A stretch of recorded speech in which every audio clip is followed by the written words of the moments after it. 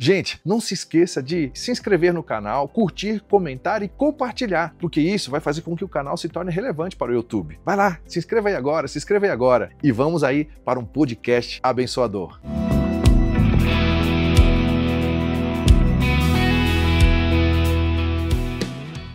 Shalom, queridos irmãos, a paz para todos vocês que estão aqui conosco aqui no podcast Davi Maia, e que alegria receber sempre você aqui.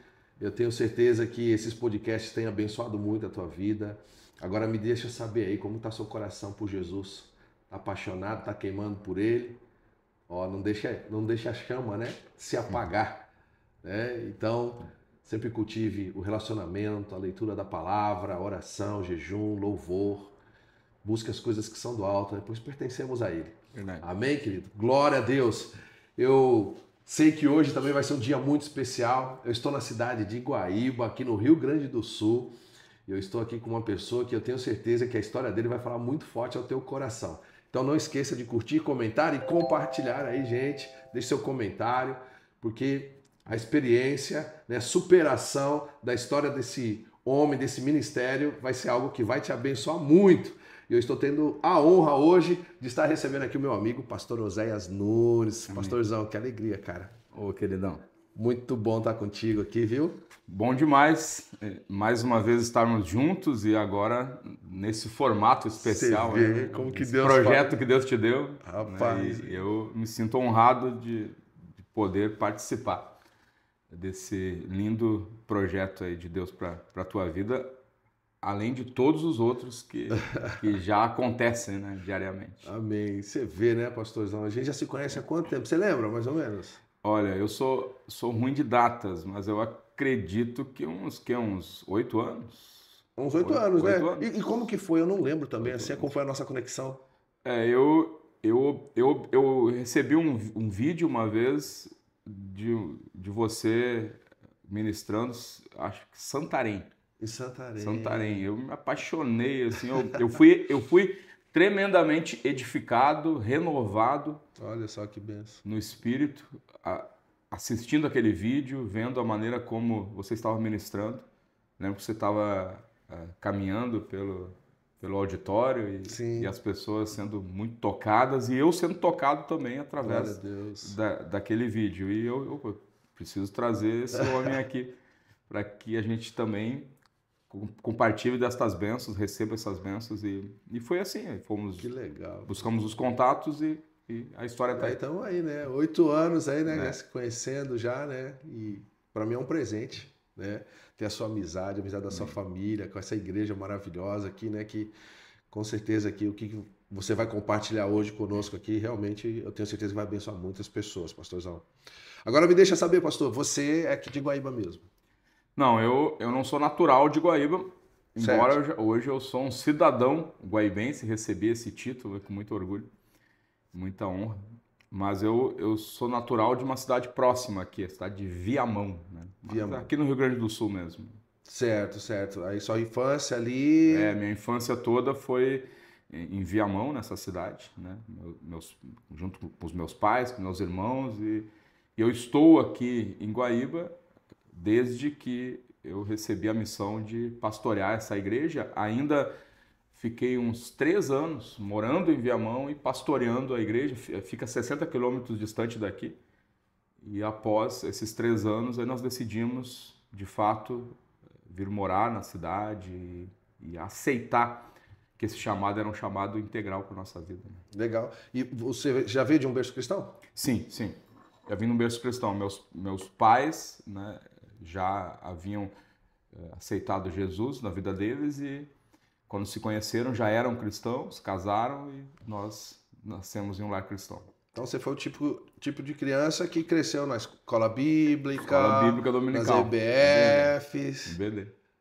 Exatamente. Passei por todas as classes, né, da escola bíblica dominical. Eu lembro que quando nós tínhamos que mudar de classe, era um momento muito difícil, porque você tinha que deixar aquela turminha. A transição, né? A transição. Eu tenho algumas recordações, né? Mas, com certeza, período especial da vida. Sim. E dentro da igreja mesmo, assim, né? Quando começou seu envolvimento mesmo, assim, que você se lembra né? Porque eu, por exemplo, eu comecei com a música, Sim. né? Não sei você como que foi ali. Eu tentei começar com a música, mas a música não quis começar comigo. Sabe, tem que ser um casamento, né? Sim, sim, Eu sim. costumo dizer que eu pedi muitas vezes a Deus, Senhor, me dá um dom, né? Para tocar um instrumento, para ministrar, cantar. E aí Deus olhou para mim assim e disse assim, prega, meu filho, prega. Prega, prega. Não. Um dos professores que eu tive de, de, de violão, por exemplo, tentando me ensinar a tocar violão, foi o Eduardo Flor. Eduardo Flor aqui no Rio Grande do Sul, na nossa época, era muito conhecido, né? Hoje acho que ele está em Brasília, se eu não me engano. Mas não adiantou, nem o Eduardo Flor conseguiu E você estava me com quantos ensinar. anos? Ah, muito pequeno, né? Acredito que eram uns 10 anos, 12 anos tentando aprender algo. Mas desde muito cedo eu entendia, né? Que o dom era realmente exercer o que hoje Deus está me dando a oportunidade de fazer, né? Que é pastorear, liderar, pregar, administrar, governar, né? Seus pais eram pastores ou não? Meus pastores, ordenadamente, né? Sim. Conforme o rito ali, não, mas meus pais sempre se envolveram com a obra de Deus, sempre lideraram igreja, sempre pastorearam de alguma maneira, né? Certo, Pessoas. certo. Claro que isso a partir de um certo tempo, porque tem um episódio bem legal que o meu tio, ele era pastor, é pastor, né? Uhum. Se jubilou agora, até uma semana atrás. Olha. E nos 50 anos de ministério dele, ele se jubilou. Lindo, amo ele. Ele deu um conselho pro pastor, presidente da igreja, e disse: você não acha que está na hora de nós darmos, né, uma oportunidade pro Antônio, que é o meu pai, liderar uma igreja? Né, que haviam muitas congregações, então ele estava falando sobre isso. Eu vejo nele um chamado, né? Aí o pastor, presidente da igreja, com muita sabedoria, ele disse: ele já tem uma igreja para liderar. Deixa ele consolidar bem a igreja dentro da casa dele. E aí depois sim a gente dá para ele uma igreja no sentido, né, Sim, espaço físico. de maior para liderar. Porque nós somos 4 irmãos lá. E na época não tinha carro e toda uma dificuldade para ir para os cultos. E o pastor teve essa sensibilidade. Não vou dar a ele uma responsabilidade que ele não vai conseguir atender as duas coisas bem ao mesmo tempo. Sim, sim. Depois de um tempo, aí sim meu pai começou a liderar as congregações, né? E futuramente grupos de congregações, setores, né? Legal. Que legal.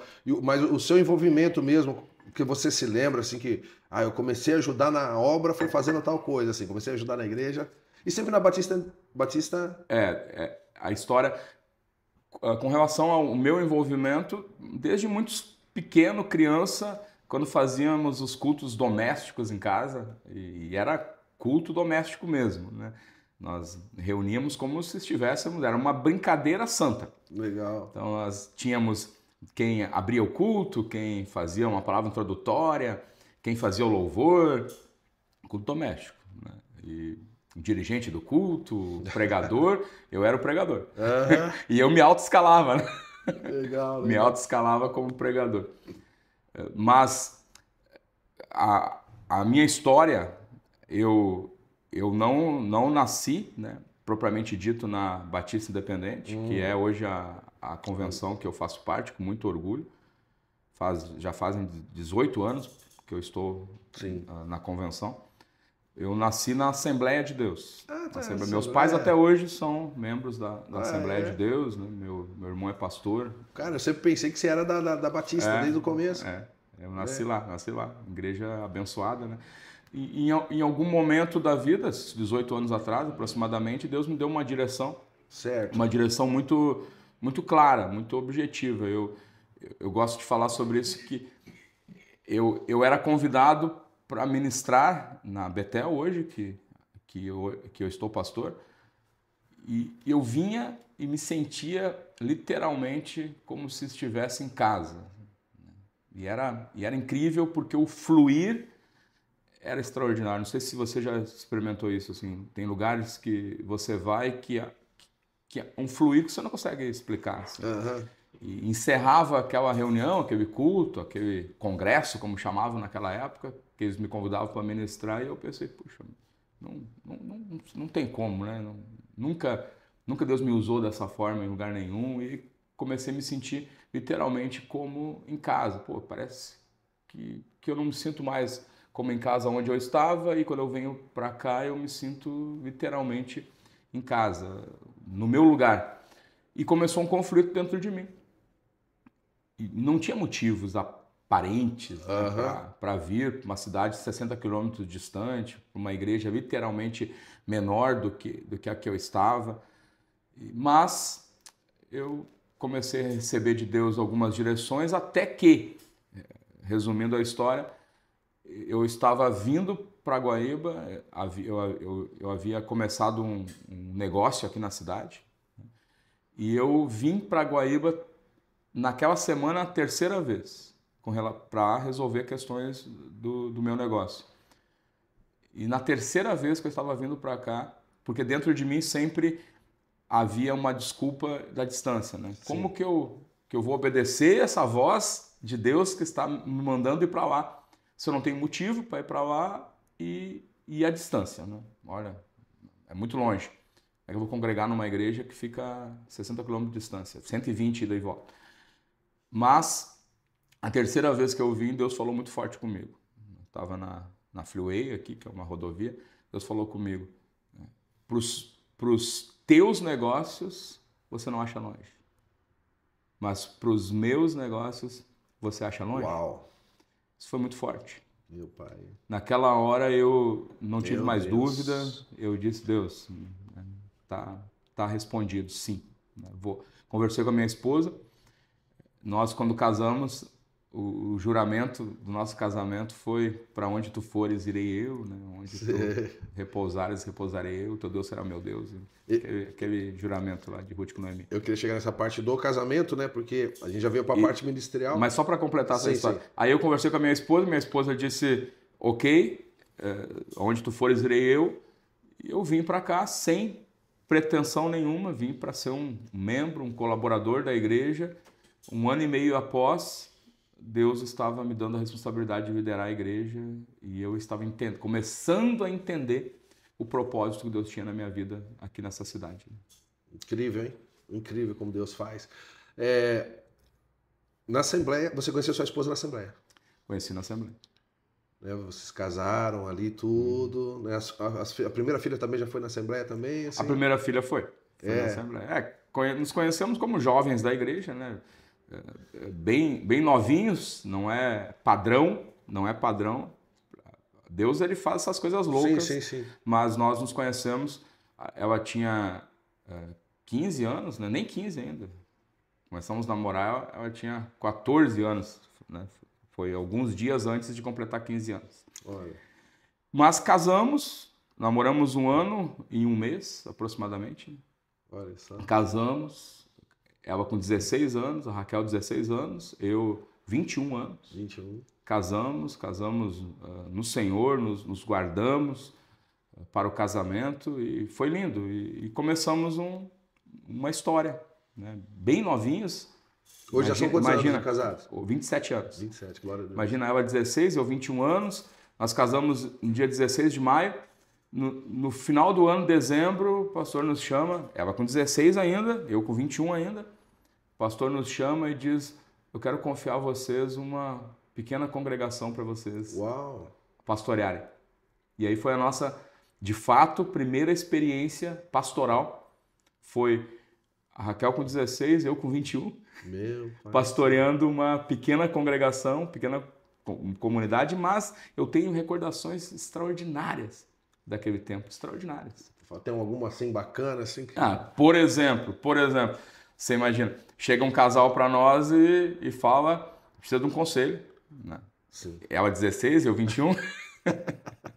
Precisamos de um conselho porque a nossa filha, ela tá impossível, tá difícil, ela não se comporta, né?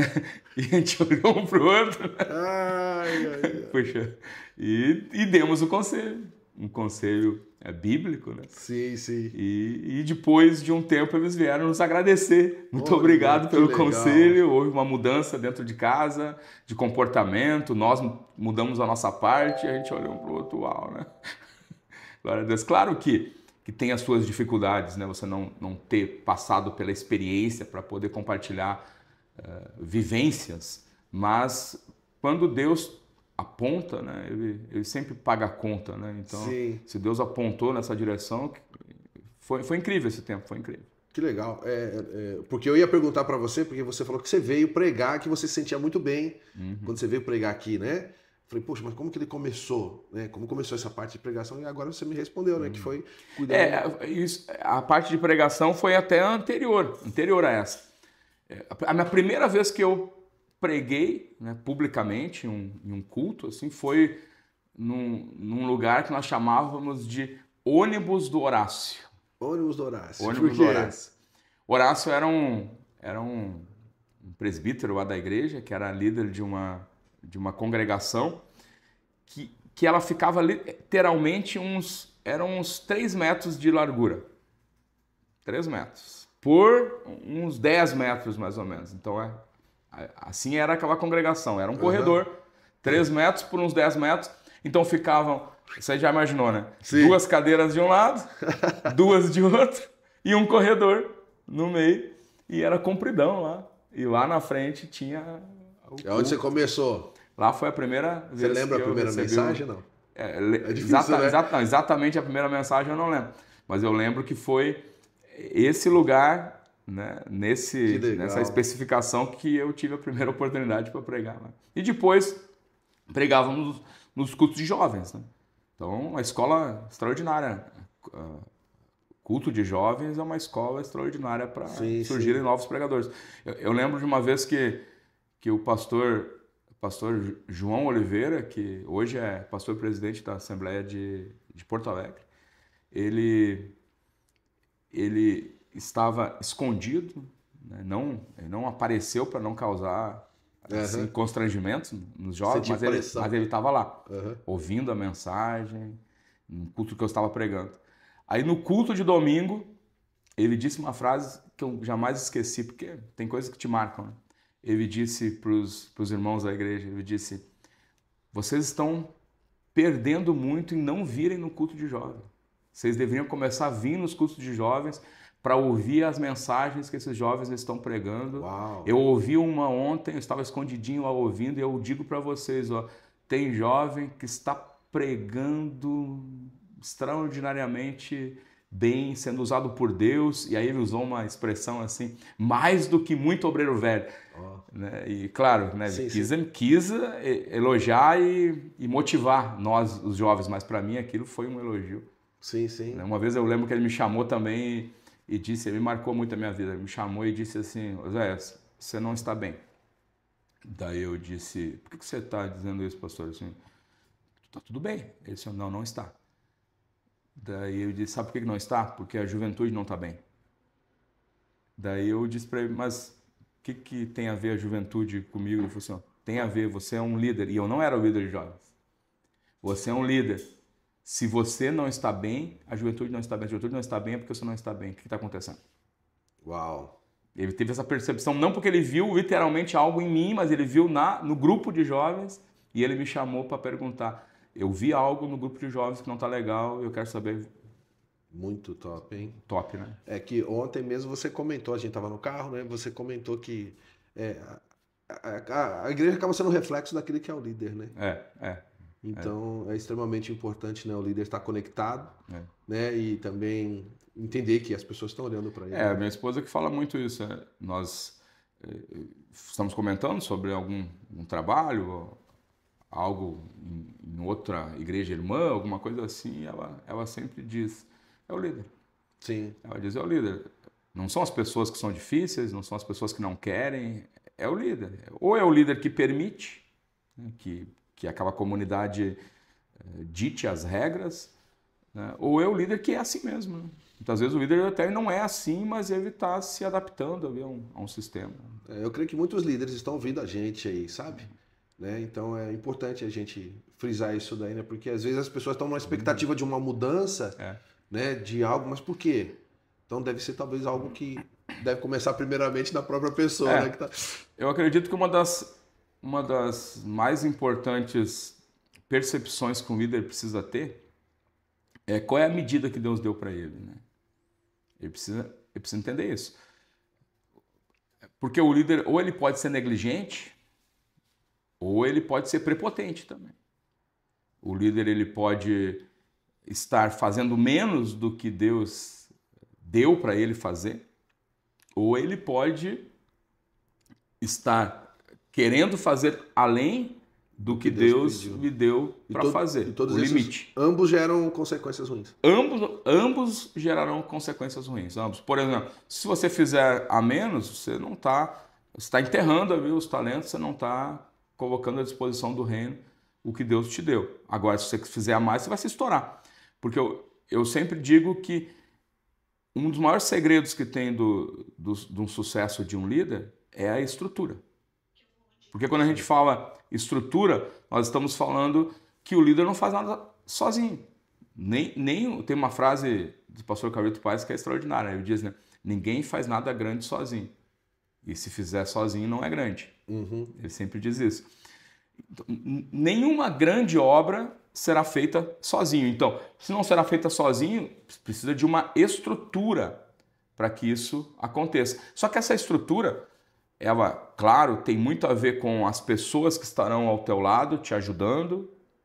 Isso é estrutura. Estrutura de pessoal. Sim. Né? Estrutura. Sem pessoas para te ajudar, para, como você disse muito bem ontem, né? Não foi o pastor Nicolas que falou, né? Que pregou, para segurar os teus braços, né? Os braços do profeta.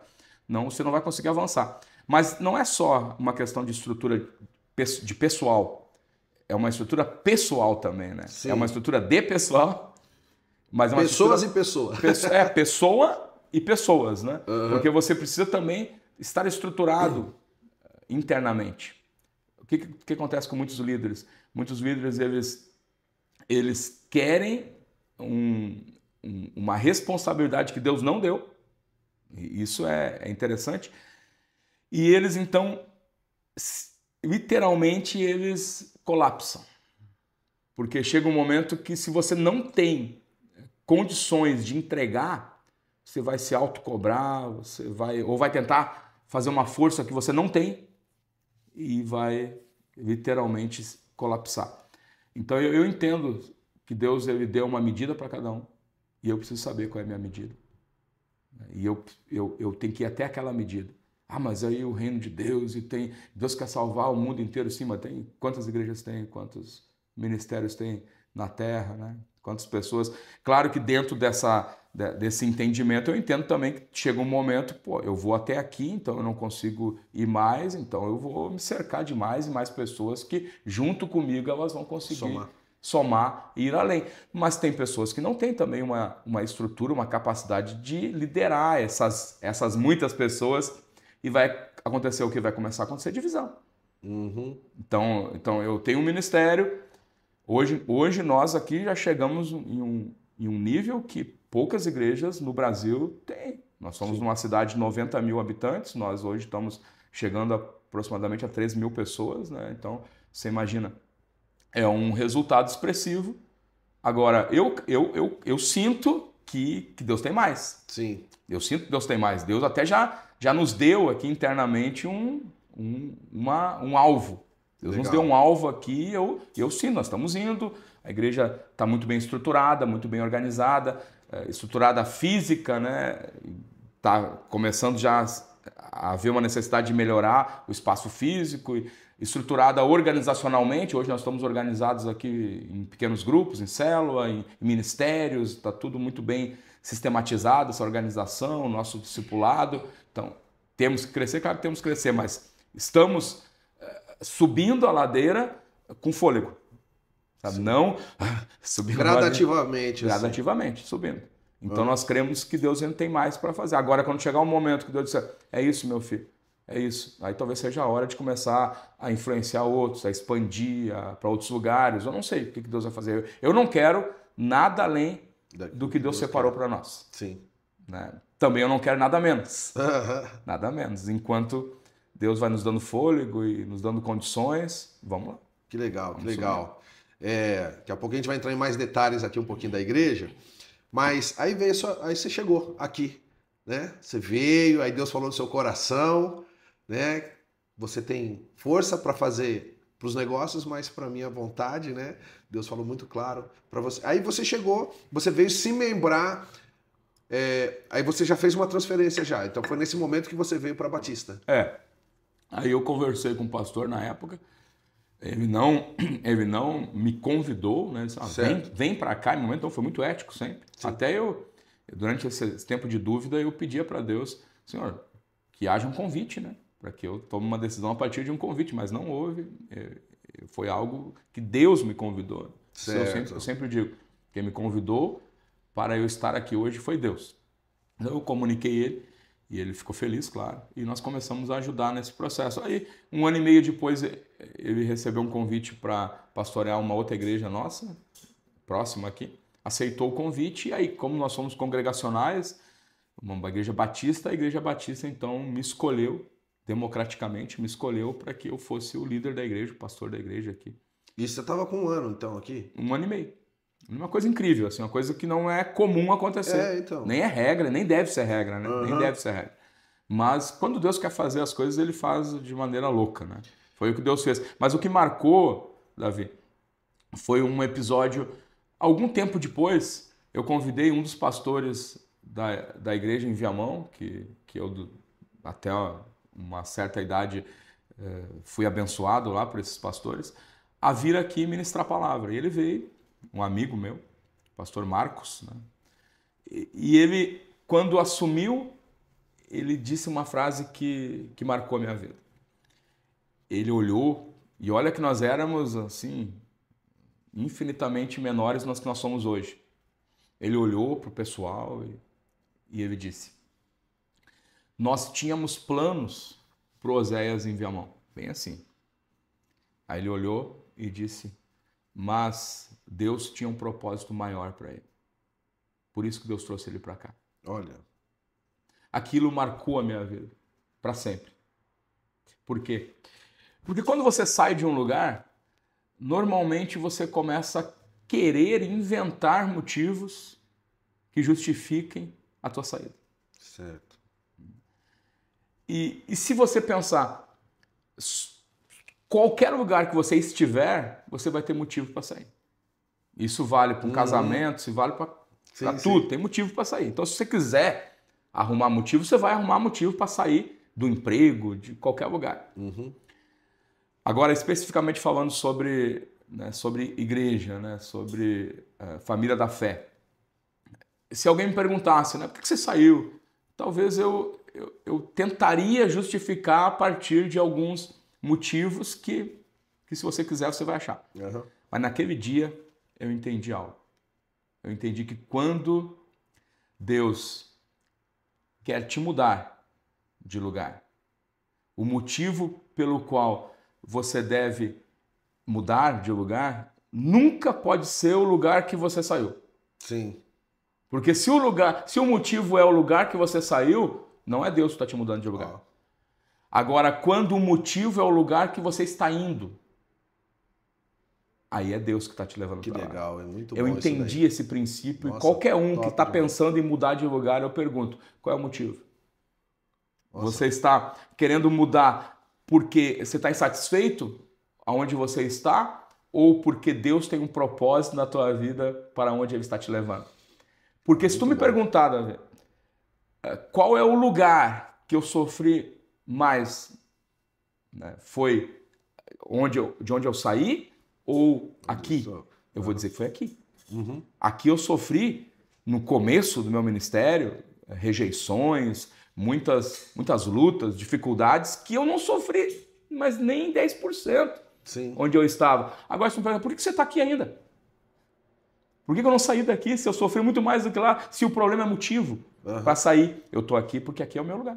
Olha só que tal. Deus não mostrou nenhum outro lugar que tem um motivo maior para mim estar lá do que estar aqui. Então eu aprendi essa lição e é porque é normal uma igreja como a nossa receber pessoas de outros ministérios. É normal, né? Nós focamos em batizar pessoas, né? em trazer aquela igreja que está afastada de Jesus de volta. Sim.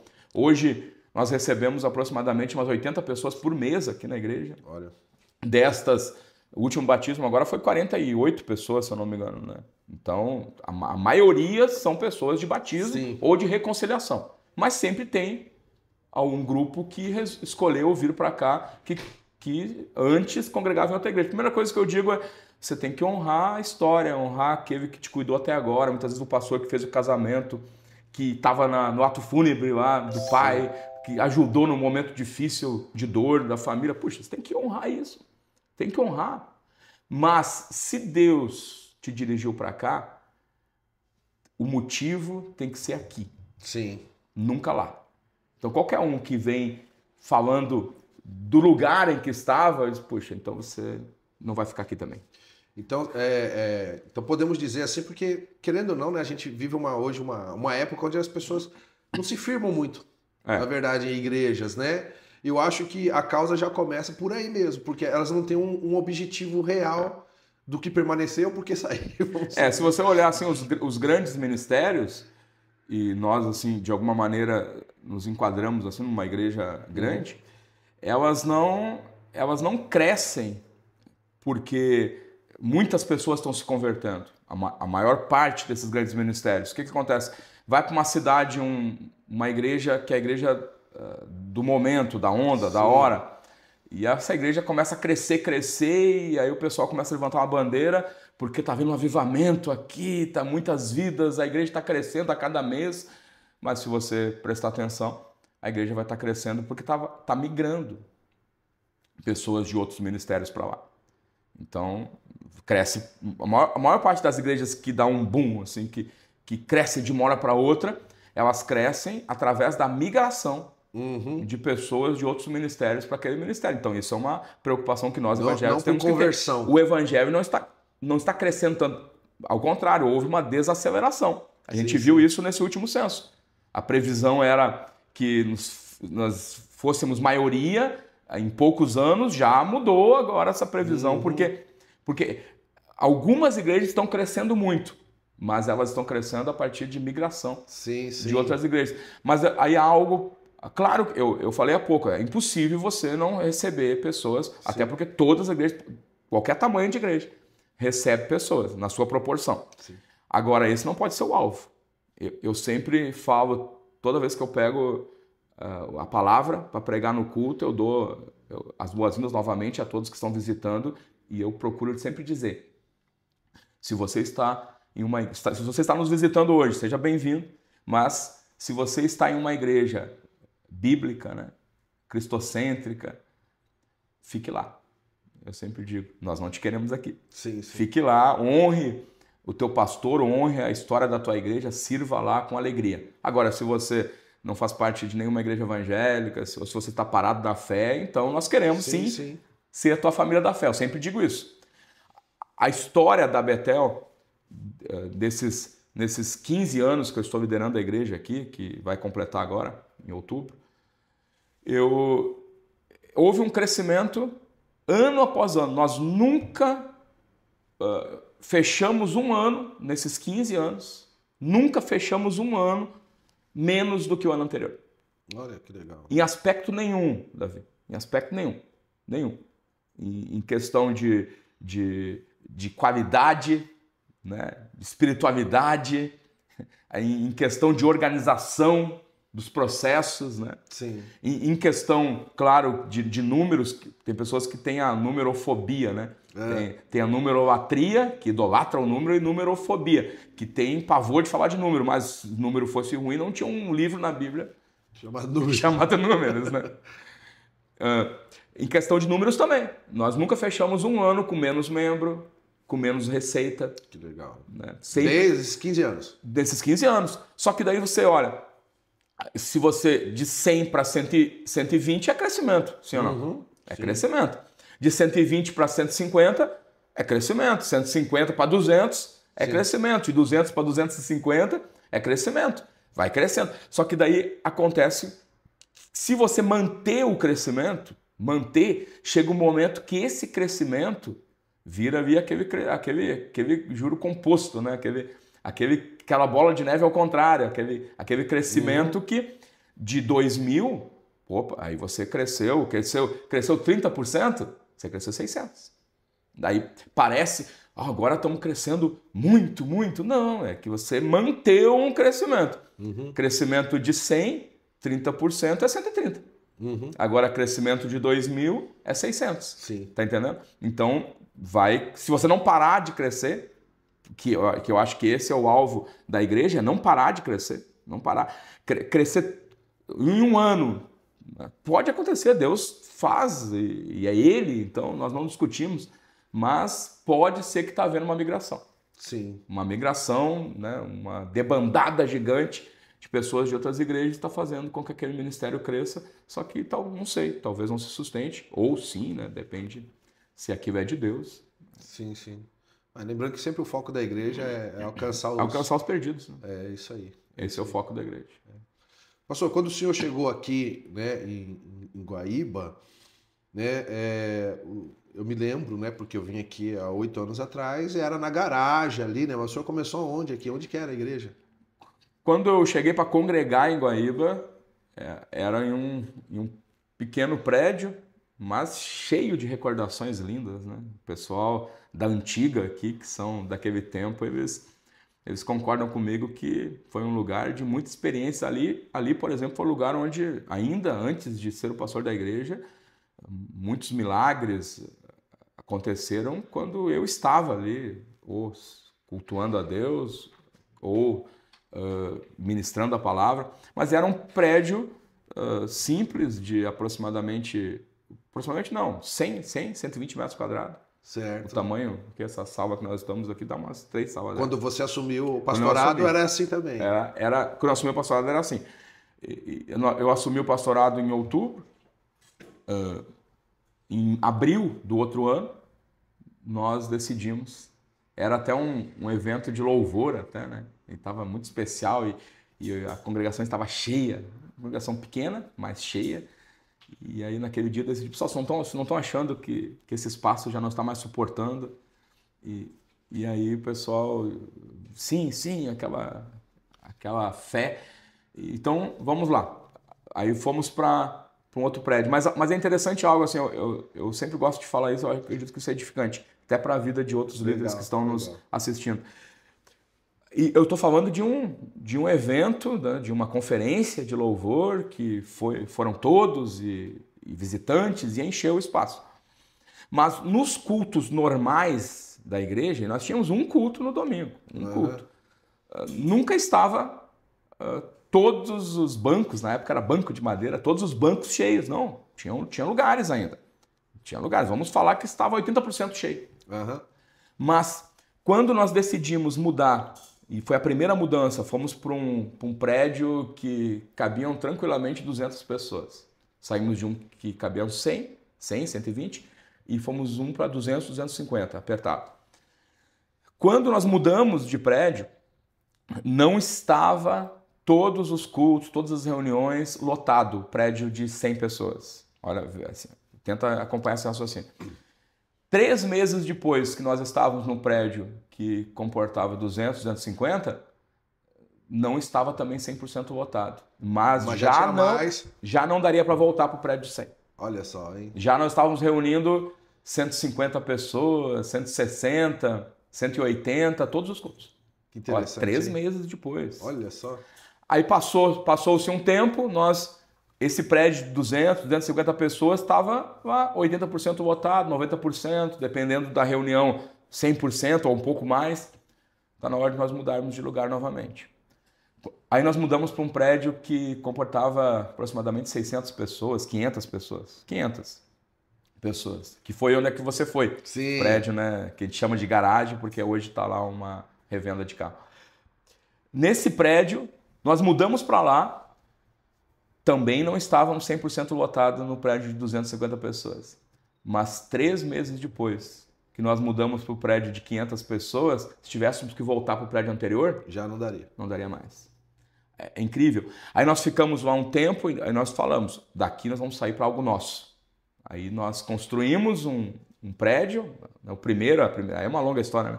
Primeira Arena Betel que nós construímos, nosso, prédio nosso, comportava... Que é justamente onde nós estamos aqui. Onde nós estamos. Na época, o primeiro prédio comportava 600 pessoas, 700 pessoas. Era 700 pessoas que comportava. Aquele era 500 e esse 700. O de 500 não estava sempre lotado. 400 pessoas era a média que nós reuníamos no culto lá. Aí já tínhamos 2 cultos nesse prédio. Mudamos para o prédio de 700 pessoas. Sabe o que aconteceu? Na primeira reunião do prédio, já não caberia no prédio antigo.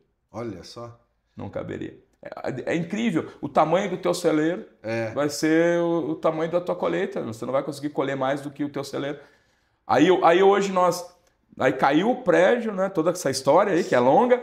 Construímos um novo para 1.500 pessoas, que é o prédio atual hoje, que toda a estrutura aqui cabe mais de 2.000 pessoas, né? Com os auditórios anexos, mas o auditório principal é 1.500 pessoas.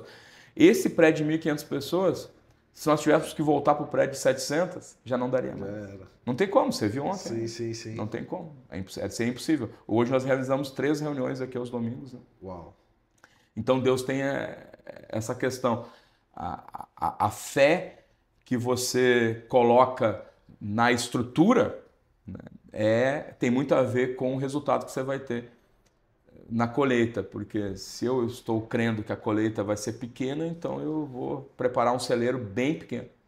Você está liberando uma chave aqui, né? Porque eu creio que muitos líderes, pastores são abençoados, tem uma palavra muito boa, tem uma igreja bem bacana e tal, mas de repente Deus está pedindo para que eles possam ir até para um espaço maior, mas às vezes o receio, o medo, né? Isso vai travando, né, o desenvolver do ministério da pessoa. Então pega essa chave aí, gente. 2019, você teve aqui, né?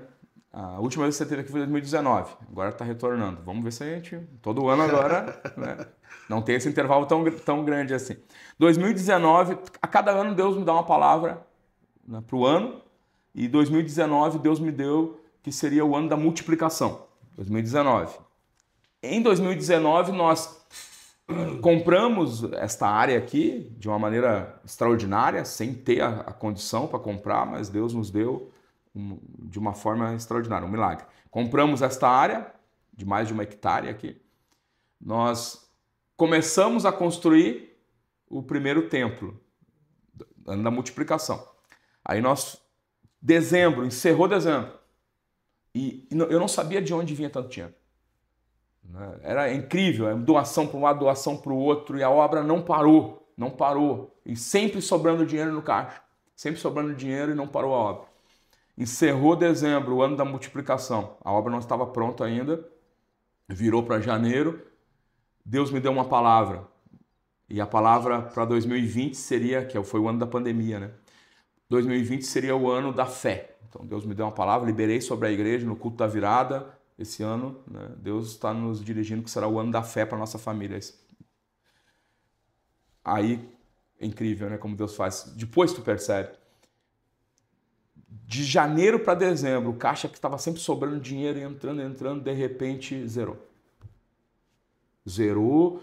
E era uma dificuldade. Nós continuamos a obra, mas começamos a fazer a obra a partir vamos comprar isso aqui em 5 vezes, em 6 vezes, 7 vezes. Isso aqui me dá um prazo de 3 meses para começar a pagar. Começamos a fazer contas para o futuro para continuar a obra. E eu, até o final do ano estava tudo indo muito bem, sem fazer uma prestação. De repente vira o ano, nós começamos a fazer a prestação. Aí aquela euforia, construindo, e chega fevereiro, nós começamos o primeiro culto naquele templo que nós não estava pronto ainda. Não estava todo pronto, mas começamos já. Primeiro culto, parar de pagar aluguel, viemos para cá. Aí você lembra, né? Março, aí eu saí, primeiro culto, segundo culto, terceiro, eu fui para Bahia, para um evento que nós tínhamos da nossa denominação na Bahia, e já para esticar mais uma semana de férias lá. Quando eu volto da Bahia, pandemia. Nós temos um culto e depois fecha tudo. Eu estou uma semana, literalmente, e aí eu quero liberar essa palavra para todos que estão conosco. eu estou uma semana literalmente deitado. Deitado no sofá da casa, sem ter forças nem para ir para o quarto. Literalmente, assim, uma depressão, um desânimo tomou conta de mim. Mas teve um dia que eu estou orando, deitado, sem forças nem de me levantar para orar. Por quê? Por causa das prestações. Uau. Como que nós vamos pagar essas prestações agora?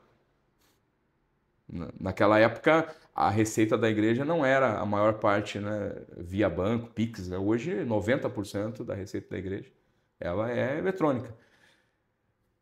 Era meio físico. Então, como é que a gente vai fazer para pagar as contas agora? E eu só vinha na cabeça, eu vou... Aí quando você está fazendo um projeto grande, sempre tem, né, os Sambalat, Tobias, né, que vão te criticar. E aí eu pensei, e nós tivemos muitas críticas, né? Que quer fazer uma obra grande? Isso que não se compara com o que é hoje. Uhum. E aí esse pessoal vai dizer, eu tinha razão, o que adiantava construir um grande templo e agora está vazio, não pode nem abrir para os cultos. E eu pensando na humilhação, pensando nos credores, nas cobranças, envergonhar o nome da igreja. E eu, uma crise, uma pressão. E aí eu faço uma oração, Davi, e para todos que estão conosco aqui. Eu digo para Deus, Senhor, literalmente eu digo isso, Senhor, manda alguém lá com uma montanha de dinheiro, porque a minha cabeça era dinheiro, né? Uhum. O problema. Manda alguém lá com uma montanha de dinheiro para nós pagarmos, né, a montanha de contas que nós temos. Quando eu falo isso, não sei se você já ouviu a voz de Deus tão clara assim, mas eu ouvi a voz de Deus muito clara falar comigo. Deus disse assim, você não precisa de uma montanha de dinheiro. Uau. Você precisa de um grão de mostarda de fé. Uau. E aí Deus me pergunta, que ano é esse, meu filho? Eu havia esquecido da fé. Eu havia esquecido que 2020 era o ano da fé. Sim. Em meio a toda aquela temporal de pandemia, de loucura, de contas que nós havíamos assumido, igreja sem poder reunir ninguém, as pessoas todas perdidas em casa, pessoas morrendo, toda aquela dor que nós todos estávamos sofrendo, eu havia esquecido que era o ano da fé. E aí, naquele momento, nós precisaríamos de um podcast de 4 horas para falar sobre isso, naquele momento, eu levanto, a primeira coisa que eu faço é tomar um banho. E eu pego o grupo da igreja e boto, pessoal, nós vamos continuar a construção, porque não havíamos terminado ainda. Aí o pessoal diz, pastor, mas a gente não podemos nos reunir. E eu disse, não, a construção civil na cidade ela não está proibida. Então vamos para lá, usem máscara e vamos para lá, vamos começar a melhorar o pátio. O pátio na época estava... A gente fala que é a geração que pisou no barro, então os primeiros cultos os carros atolavam aqui. É a primeira arena a gente está falando. Primeira arena que a gente está falando. Primeira arena. Uhum. Primeira arena. Aí viemos para cá e vamos começar a construir, mas não tem dinheiro para pagar as contas. Não, é fé. Aí resumindo a história, não faltou, nós não devemos nada para ninguém. Pagamos todas as contas que nós havíamos assumido. E escuta, daquele dia em diante que Deus me deu essa palavra, nunca essa igreja ficou sem construir algo novo. Todos os meses a gente está construindo algo novo, melhorando a estrutura, melhorando as extensões. Temos algumas extensões aqui na volta também. Nunca faltou daquele dia até hoje. Meu Deus. Desde que Deus deu essa direção. Precisa de um grão de mostarda de fé. Uau. Então, a questão, e aí eu me dirijo a todos que estão conosco, a questão nunca vai ser o tamanho do desafio. A questão sempre vai ser o tamanho da nossa fé. É isso aí. Meu Deus do céu. Hein? Sempre será o tamanho da nossa fé. Tremendo como isso reverteu, né? A voz de Deus reverteu uma condição. Totalmente, que seria para destruição, vamos falar assim, né? Eu entendi naquele momento que não era fé para que as contas seriam pagas. Era fé para continuar se movendo. Uau! Não era apenas, agora Deus vai mandar condições. Não, a fé tem a ver com o movimento. E olha a importância de um peso de uma palavra liberada, né? Porque você ministrou isso na virada do ano, né? Para a igreja, tudo, né? E foi um ano extraordinário, um ano da fé, um ano que... Claro, um ano com perdas, né? Todos nós perdemos alguém que nós amamos nesse período tão difícil que foi o período da pandemia.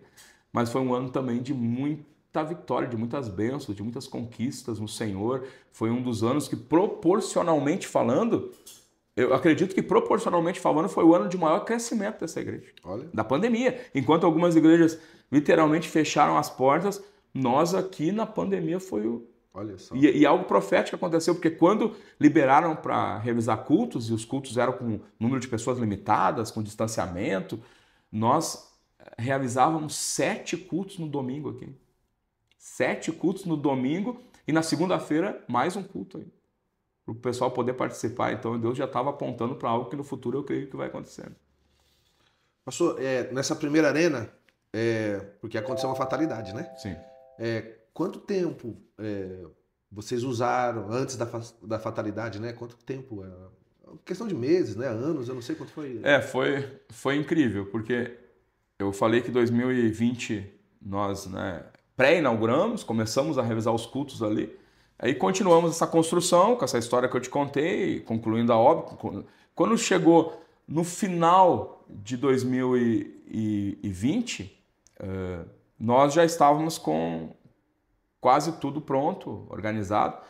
Aí quando chegou uma inauguração oficial, né, que nós iríamos realizar ali, que foi uma cerimônia, nós cortamos a faixa, foi algo lindo. Uma cerimônia de inauguração oficial, tudo estava pronto, tudo estava lindo. Como você está vendo hoje aqui, estava. Um outro prédio, mas estava dessa forma. Exatamente 28 dias após de nós fazermos uma cerimônia de inauguração oficial, aí aconteceu, né, de vir um temporal muito forte, uma microexplosão, né? Quem está conosco quiser pesquisar lá no Google, microexplosão, né? Guaíba, né? Se você botar lá Betel, você vai ver reportagens nos maiores sites do Brasil de notícias, né? Sim. Falando o que aconteceu. Essa microexplosão é um fenômeno que acontece na atmosfera, é uma espécie de um raio de vento descendente que atinge um lugar pontual, não é um lugar muito grande, e aonde atinge, destrói. Então, o vento bateu no nosso telhado, o telhado ele comprimiu, puxou as paredes e acabou literalmente caindo o prédio, não sobrou pedra sobre pedra, caiu tudo. Caiu tudo. Naquela hora foi muito difícil, claro que foi, porque ali tinha doação de muita gente, tinha esforço. Você estava aqui em Guaíba aqui também. Estava aqui em Guaíba, graças a Deus. E eu digo que por isso eu posso dizer que foi Deus que derrubou aquele prédio, porque não houve, né, nenhuma vítima, não houve ninguém que se machucou. Era uma segunda-feira, na época nós não tínhamos ninguém aqui naquela segunda-feira. Mas quando caiu o prédio, nós nos entristecemos, mas acreditávamos que Deus estava querendo fazer algo maior e foi o que aconteceu. Deus ele apontou para algo extremamente maior e um ano após, exatamente um ano após, no mesmo dia que caiu o prédio, um ano após, nós estávamos inaugurando essa estrutura aqui. Um ano depois? Um ano depois. Toda essa estrutura que eu estou aqui? Meu Deus do céu. Eu me lembro, pastor, que pela amizade que nós temos, tudo tal, né, de nosso coração... Nosso coração ficou assim bem apertado também, né? Pelo amor, o carinho que a gente tem por vocês. Mas eu sinto que também houve uma mobilização muito grande também, né? Assim, né? Das pessoas, né? Houve. Deus, ele usou isso para acelerar algo que estava nos planos dele, né? Deus usou. Ele usou para nos fazer conhecido na cidade toda. Ele usou isso para nos conectar com outras, né, famílias da fé. Recebemos ajuda de muitas outras igrejas que nos estenderam as mãos, mas a maior concentração de força, de ajuda, de trabalho foi interno aqui, a família se reuniu. Tu imagina se acontece algo assim, né, com a tua casa, com a tua família pessoal, das duas uma, ou todo mundo se dispersa, ou todos se unem e vamos para frente. Isso marca, histórias assim marcam. Grandes comunidades, grandes países, eles são marcados por uma história, né? História de superação, uma história de algo que aconteceu, mas uniu todos em prol, né, do que eles acreditaram que poderia ser maior do que aquilo que perderam. Foi o que aconteceu aqui. Aconteceu, a igreja se uniu e aí aconteceu algo fantástico. É tanta história, é difícil a gente compartilhar em apenas um momento como esse. Na primeira construção do primeiro prédio, é incrível porque nós tínhamos um grupo de líderes, com muitos líderes, mas de repente os líderes começaram a literalmente pedir para deixar a liderança, no momento que nós precisávamos muito de apoio de todos. Estou cansado, aquela história, né, de sempre, né? Não, eu vou me dedicar mais à minha família e não vou ter mais tempo para poder liderar. Alguns casos a gente entende como sendo verdade, outros são desculpas. Mas tudo bem. Eles começaram a sair do grupo, alguns sair da igreja, né, não congregando mais ou indo para outros ministérios.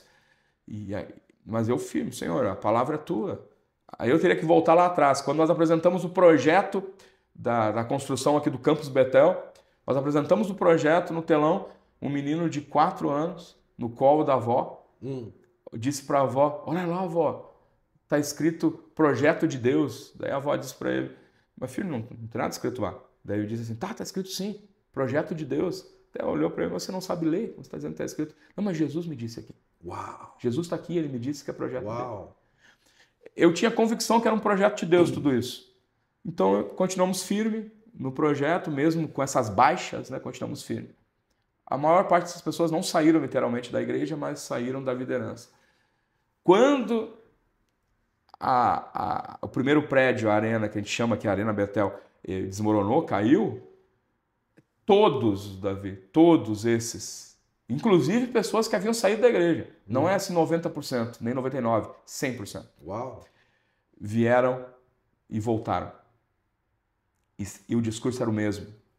Olha que incrível isso. Por isso que eu aprendi algo com Deus. Quando nós inauguramos a primeira arena, estava tudo prontinho, Deus quis... Deus não, né? Deus não. A carne quis falar para mim, agora é hora de você selecionar quem estava contigo e quem não estava contigo, quem te ajudou e quem não te ajudou. Aí Deus falou comigo de uma maneira muito forte, né? Quem é você? Para dizer quem eu vou usar nesse novo tempo que eu tenho para essa igreja. Uau! E aí eu fiquei num conflito, disse, tá bom, Senhor, tá bom, não falo mais então. Não falo mais, porque eu usava a expressão, né, geração que pisou no barro comigo, que acreditou. Tá bom, não fico mais tocando nesse assunto. Aí o que aconteceu? Esse pessoal todo voltou, literalmente. Alguns assim nem tinham saído, porque ainda estávamos em pandemia. Sim. Quando caiu o prédio. Ainda estávamos, no final da pandemia. Esse era 21. Esse pessoal todo voltou. Aqueles que estavam meio escondidos dentro de casa apareceram e eles, todos, o mesmo discurso. Disseram, pastor, você não fica chateado comigo se eu disser algo? Eu falei, fala. Quando o prédio caiu, eu não fiquei triste, eu fiquei até feliz. Porque agora, pastor, é Deus me dando uma oportunidade de eu fazer diferente. Uau! De eu ajudar, que forte, contribuir, participar, crer junto. Meu Deus. Conta comigo, pastor. Aí aconteceu algo fantástico, Davi, fantástico. 100% da igreja se uniu. Uau. Se uniu de uma forma extraordinária, como eu nunca vi nada. E nós erguemos esse templo em um ano, com todos ajudando, todos de mãos dadas, todos cooperando, todos participando, todos sacrificando algo, dando ao Senhor algo que lhes custou, né, para que essa obra fosse feita. E aí nós recebemos de Deus a graça fomos presenteados com o melhor prédio no melhor lugar da cidade, na avenida principal da cidade, te mostrei ontem. Melhor lugar, um prédio de 3.000 metros quadrados. Uhum. Durante um ano nós ficamos cultuando a Deus nesse prédio sem pagar um centavo de aluguel. Enquanto estava aqui Enquanto estávamos reconstruindo aqui a obra. Então Deus preparou tudo, literalmente. E durante esse um ano que nós ficamos nesse prédio, Deus me deu uma série de mensagens que durou um ano inteiro. O nome da série de mensagens era Casa da Reconstrução. Uau. Deus me deu um entendimento que, enquanto nós estávamos reconstruindo a casa de tijolos, Deus estava reconstruindo a casa dele, que era nós. Uau. Então, lá naquele prédio, Deus nos reconstruiu, Deus trouxe mensagens, trouxe momentos tão especiais de mudança interna. Eu lembro que uma das mensagens que Deus me deu foi: claro, né, falando sobre reconstrução, tem que falar sobre Neemias, né? Então, uma das mensagens que Deus me deu é que se você não sair do palácio, Deus derruba o palácio para que você saia do palácio. Olha. Então Deus, ele te convida a um projeto de reconstrução. Se você insistir em ficar no palácio, nem que Deus tenha que derrubar o palácio, mas ele vai te tirar de lá. E aí eu entendi que o que Deus fez aqui foi derrubar um palácio para nos tirar daqui, porque ele queria reconstruir algo em nós. Nós nunca mais fomos os mesmos. Olha só. Mas não, e aí o pessoal fala, pastor, tem que escrever sobre isso, tem que fazer um livro sobre isso. Lá no passado eu disse assim, eu só vou escrever sobre isso e eu já estou trabalhando em cima. Quando a reconstrução em nós, quando o resultado espiritual de pessoas for mais evidente do que o templo. Uau. Porque naquela época, o templo, a estrutura do campus, era mais evidente do que os ministérios, do que os frutos realmente, que são pessoas. Então eu pensei, não, eu não posso colocar em evidência o que não é mais importante. O que são mais importantes são as pessoas. Hoje nós já podemos falar que o que mais impacta aqui são realmente as pessoas, as vidas salvas, transformadas, libertas, tudo aquilo que Deus está fazendo, né, em nossas vidas. Para mim aqui, né, tá com o senhor aqui, né, eu vou colocar imagens, né, para o pessoal ver, né, do acidente que aconteceu, né, a estrutura como era antigamente e onde nós estamos aqui hoje, que eu acho que ficou bem, até vamos falar assim, né, que em questão de estrutura material, até maior do que era antigamente, né? Com certeza, né? É 2 vezes maior. 2 vezes maior, né? Você vê como que Deus... E outra coisa que é muito nítido assim, né, gente? É que eu tô aqui, então eu consigo perceber que isso aqui só pode ser fruto de unidade. Só pode ser fruto de unidade. Perfeito. Né? Em um ano, né, construir isso aqui, esse lugar onde estamos, né? Arena Betel. Um ano você não constrói uma obra física dessa, nem tendo dinheiro. Nem tendo dinheiro. Não tem como. Então, é muita coisa aqui para construir um ano tendo dinheiro. Sim, sim.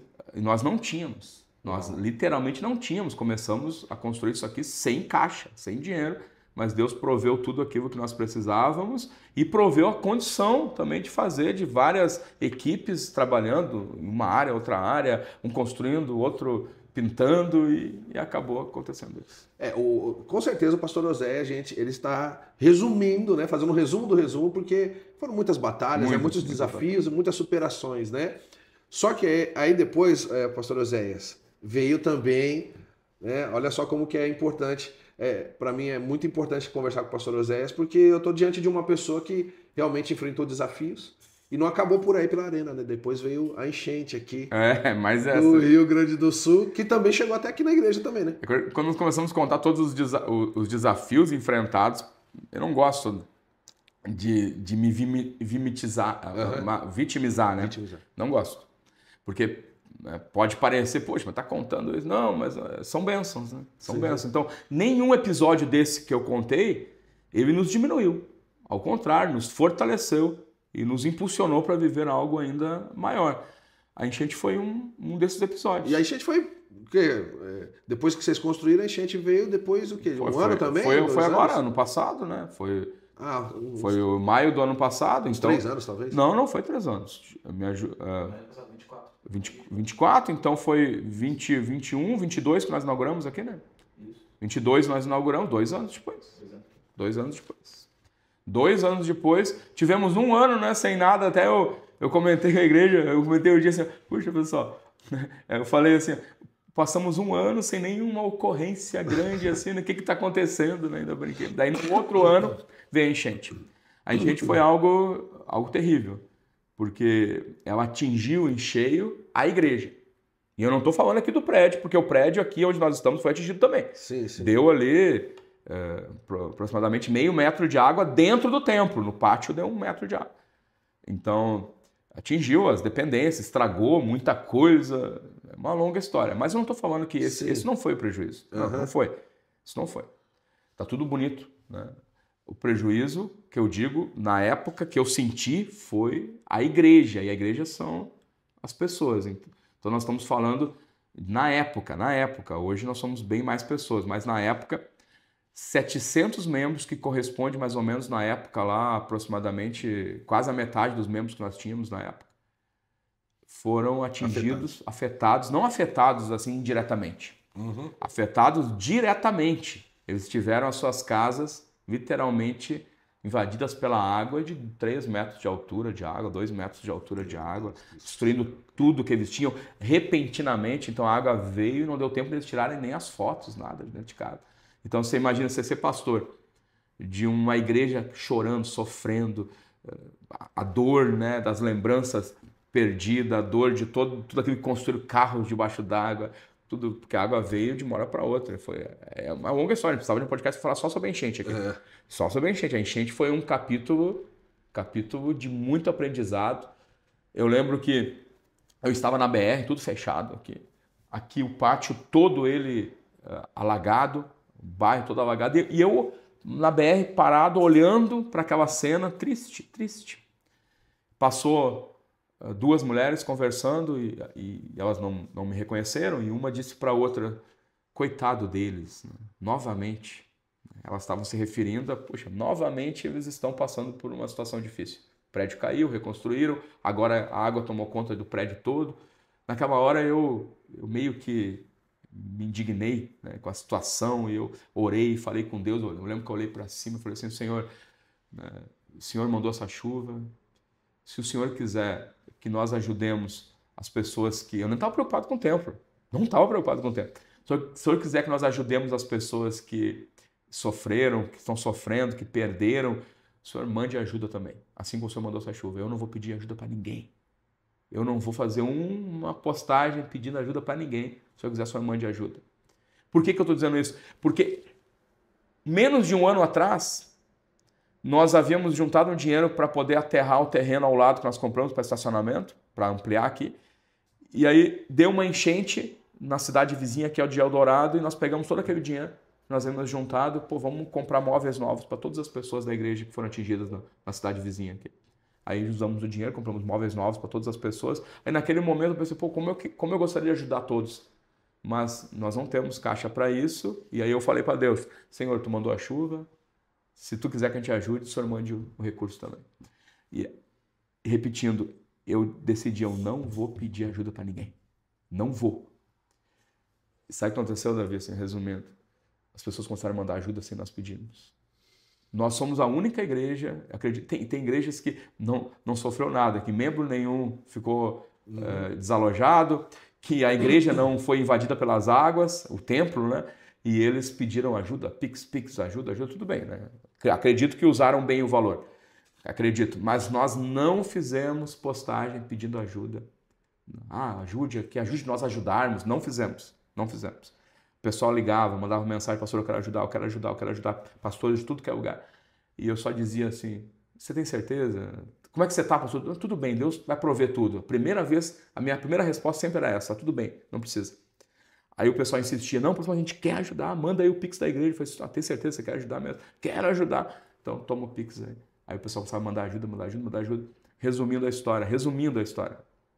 Veio tanta ajuda de toda parte. Nossa convenção de igrejas também se uniu, ajudou muito. Resumindo, nós conseguimos entregar para todos os membros da igreja afetados pela enchente móveis novos. Uau! Todos receberam, todos. Foi incrível, foi extraordinário. E assim, só para encerrar, é longo esse assunto, eu peguei o telefone para mandar uma mensagem para o Marcos Salles, para convidar ele para vir aqui na conferência da reconstrução, que era um ano depois, né, do que aconteceu atrás. Um ano depois não, 3 anos depois, na primeira vez. Aí eu olhei e vi que o Marcos Salles tinha mandado uma mensagem para mim na época da enchente. Isso meses depois. Marcos Salles é um homem de Deus. Na época que caiu o prédio aqui, ele reuniu a igreja dele lá, mandou uma grande oferta para nós aqui. Aí eu olhei e vi que ele havia mandado uma mensagem para mim na época da enchente, dizendo que queria ajudar. Mas já havia passado meses. Uhum. E aí como eu queria mandar uma mensagem para ele, convidando ele para vir aqui, eu mandei para ele, pastor, perdão aí, eu não vi tua mensagem, na época da enchente, muita correria, não consegui ver tua mensagem, agora que eu vi, Muito obrigado, mas está tudo bem, não precisa de ajuda nenhuma aqui, está tudo na bênção. Mas a única ajuda que eu peço, se o pastor pode, vem aqui, né, cantar com a gente aqui, pregar. Aí ele mandou a mensagem: pastor, eu não vou poder nessa agenda, eu tenho já um compromisso, não tem como eu vir.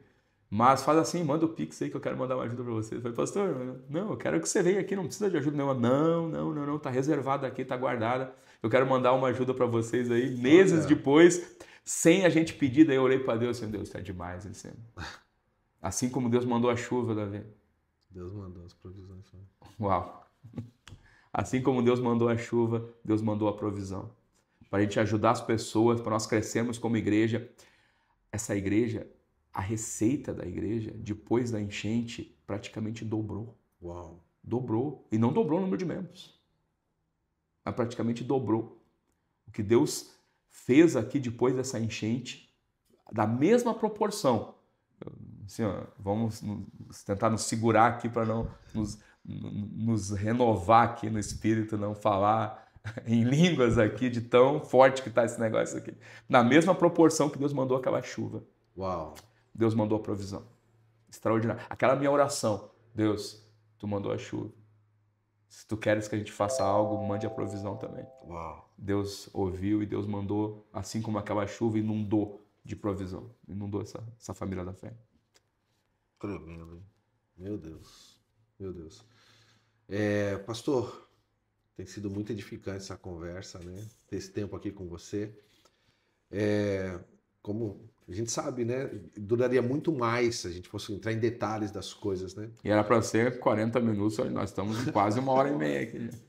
Nossa, 1h30? Nem vi o tempo passar. Nós estamos perdendo o churrasco. Só quero te dizer isso. É verdade. Avisa lá o pessoal ir comendo lá. É isso aí. Eu prometi o melhor churrasco da vida do Davi Maia. Avisa lá o pessoal ir comendo lá, porque churrasco é assim, se passa do ponto. É verdade, mas logo a gente tá chegando aí pro churrasco. Mas, pastor, agora que já se passaram tantos...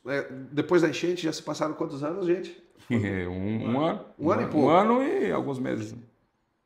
E olhando, fazendo um balanço geral, né? Desde o tempo que você chegou, de tudo que você passou, assim, né? Uma análise geral, assim, do que você aprendeu, do que você pode ministrar, né? Que você foi ministrado por Deus no âmbito geral, assim, de tudo. Né? O que você poderia dizer? São tantas coisas que nós poderíamos falar, mas eu acho que uma das principais que eu tenho... Sinceramente, Davi, eu não sou tentado nesta área. Não sou. Mas não é porque você não é tentado que você não tenha que vigiar, cuidar. Mas uma das coisas que eu mais tenho pedido a Deus é que me conserve em um coração humilde. Humilde. Né? Eu vou repito, assim, muitas vezes assim, a falsa humildade ela está exatamente em dizer que é humilde. Né? Mas de verdade, de coração, eu não me sinto melhor do que ninguém, eu não me sinto mais capacitado do que ninguém, eu não me sinto mesmo. Me sinto literalmente o servo de todos os meus irmãos. Assim, esse é o segredo. O que não significa que eu não seja extremamente exigente. Sim. Sou muito exigente mesmo, exigente, né, com toda a minha equipe, com tudo aquilo que nós fazemos aqui, mas isso não significa que por eu ser exigente, que eu me coloque em um padrão de perfeição, Não, ao contrário. Então, se eu posso resumir aqui, acho que se você consegue manter um coração muito humilde, né? Entendendo que cada passo que você está dando é Deus te conduzindo, é Deus fazendo, é Deus prosperando, é Deus dando o crescimento, eu acho que você consegue avançar muito. Sim. Avançar muito. Agora, quando que eu vejo muitos líderes se perdendo é quando eles, em algum momento, talvez não lá no início, né, mas em algum momento, eles começam a achar que é eles. Começam a pensar que estão fortes. Sim. Né? A força do braço. E quando eu acho que a força ela é minha, que o resultado é graças à minha capacidade, aí eu começo a me perder. Uma outra coisa importante de falar também é sempre estar atento para a direção que Deus está te dando. Sempre estar atento. Sempre. Porque se você der um passo fora da direção de Deus, você está por tua conta. Sim. Tem uma frase que eu sempre digo aqui, que não é minha, não sei quem disse, né? Mas para onde Deus aponta, Ele paga a conta. Uhum. Se nós quisermos ir para uma direção, seja ela por mais simples que seja, vamos fazer algo extremamente assim corriqueiro, qualquer um consegue fazer. Mas se Deus não está apontando, tu vai ter que pagar a tua conta. Tu vai pagar a conta no teu corpo? Tô estressado, tá difícil, tá pesado demais, você está carregando um fardo que é teu. Sim. Entendeu? Você vai pagar a conta na tua família, vai pagar a conta na igreja, em qualquer lugar. Agora, se Deus está apontando naquela direção, tenha certeza absoluta que é Ele que vai pagar a conta, é Ele que vai dar a condição. Então, se você conseguir ter a sensibilidade de entender qual é a direção que Deus está apontando, o que Ele está fazendo, mantendo um coração humilde, entendendo que existem, né, tantos movimentos por aí, mas você não pode ser alguém que está sempre atrás de movimentos, e sim atrás de direção. Né? Atrás de direção. Sim. Não tem como não avançar, não prosperar. E aí, voltando lá do início da nossa conversa, né? Quem está assistindo no final, volta lá para o começo, lá, você saber qual é a medida. Uhum. Qual é a medida que Deus te deu? Qual é a medida que Deus me deu? Eu não quero nada além da minha medida. Mas eu não quero também nada aquém da minha medida. Se mantendo fiel à palavra de Deus, né? Entendendo que a família é o nosso principal ministério e que isso é estrutura para nós também, acho que a gente consegue avançar em direção ao alvo, né? Legal.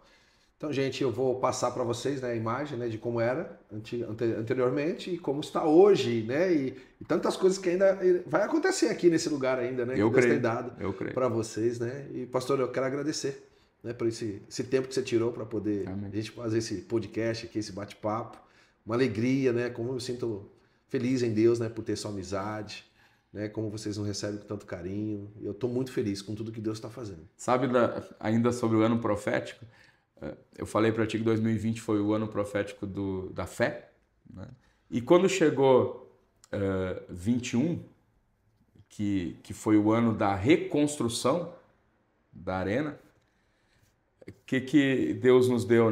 Melhor, perdão, 21 foi o ano de receber de volta esse pessoal que saiu no período da primeira construção. Eles começaram a voltar. Deus nos deu uma direção que seria o ano profético do amor. Deus é extraordinário. Uau. Porque daí quando chegou aquele pessoal todo voltando e querendo participar de novo, ajudar, Deus estava o tempo todo nos lembrando, né, sobre o amor que recebe, né, o amor que abraça, o amor que não joga no rosto, né, nem um erro de ninguém. Então Deus é maravilhoso com essa casa.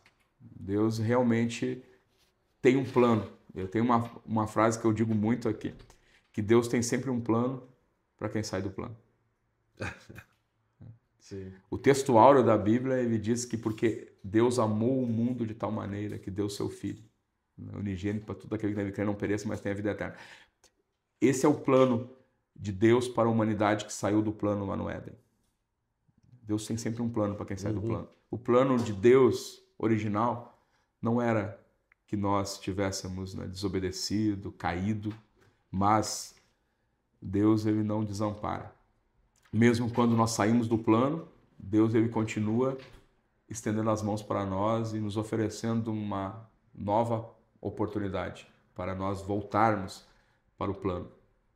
Então, para todos que estão conosco, Deus tem sempre um plano para quem sai do plano. Se em algum momento do teu chamado ministerial, a liderança cristã, da tua vida, você saiu do plano e hoje está colhendo a consequência de ter saído do plano, saiba que Deus continua olhando para você com olhar de um futuro próspero, cheio de esperança. E Ele te diz, eu tenho um plano para você. Um plano que vai te trazer de volta para o lugar de onde talvez não, com certeza você nunca deveria ter saído.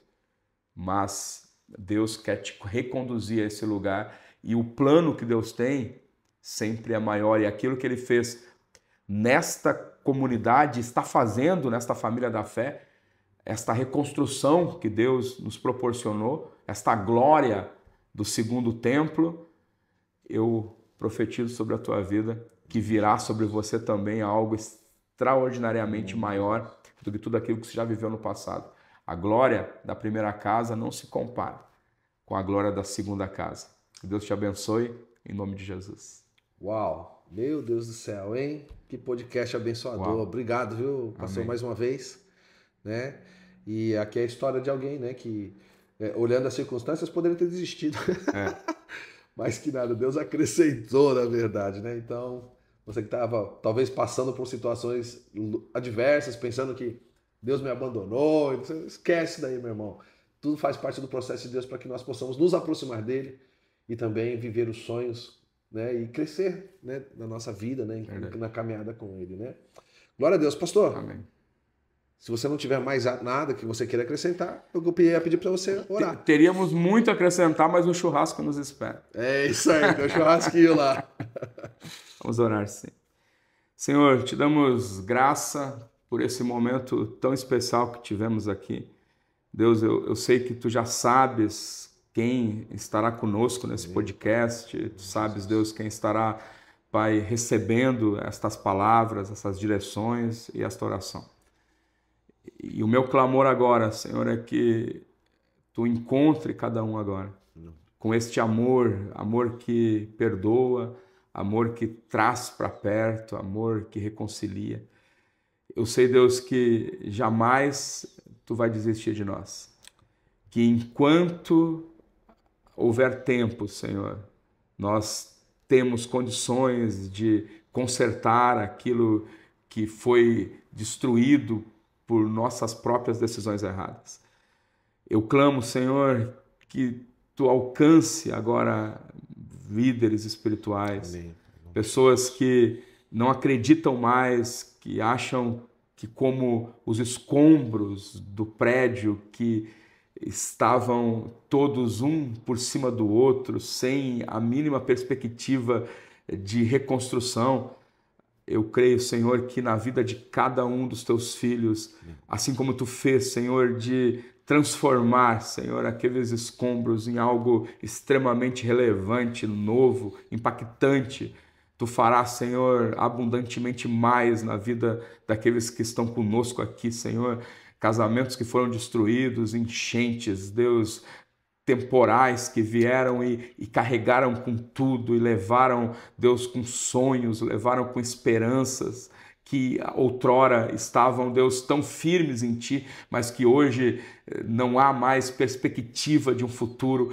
Eu oro, Senhor, para que mude esta visão, para que venha do céu, Senhor, uma nova direção para cada vida aqui e que cada um possa entender, Pai, que há uma esperança, que há, Senhor, um apontamento do céu para um novo tempo, Deus, que um novo, Senhor, e abundante ministério, Senhor, a partir daquilo que já foi vivido, Senhor, será liberado sobre cada vida aqui, Senhor. Eu oro, Senhor, e abençoo e peço, Senhor Jesus, que tu faça abundantemente mais. Eu oro, Senhor, para que a tua mão que não apenas, Pai, direciona, mas que também protege, esteja sobre a vida de cada um dos teus filhos, em nome de Jesus. Abençoa, Pai, o pastor Davi Maia, tudo aquilo que o Senhor confiou a ele, a sua família, em nome de Jesus. Amém, amém. E amém, Senhor. Amém. Amém. Glória a Deus, que bênção. Tempo muito precioso. Amém. Mais uma vez, gente, se te abençoou, não esqueça de curtir, comentar e compartilhar e espalhar essa mensagem, esse testemunho tremendo. Amém? Amém. Pastorzão, obrigado, amém, viu? Mais uma vez. Glória a Deus. Você é precioso demais. Muito obrigado. Beijo. Fiquem na paz.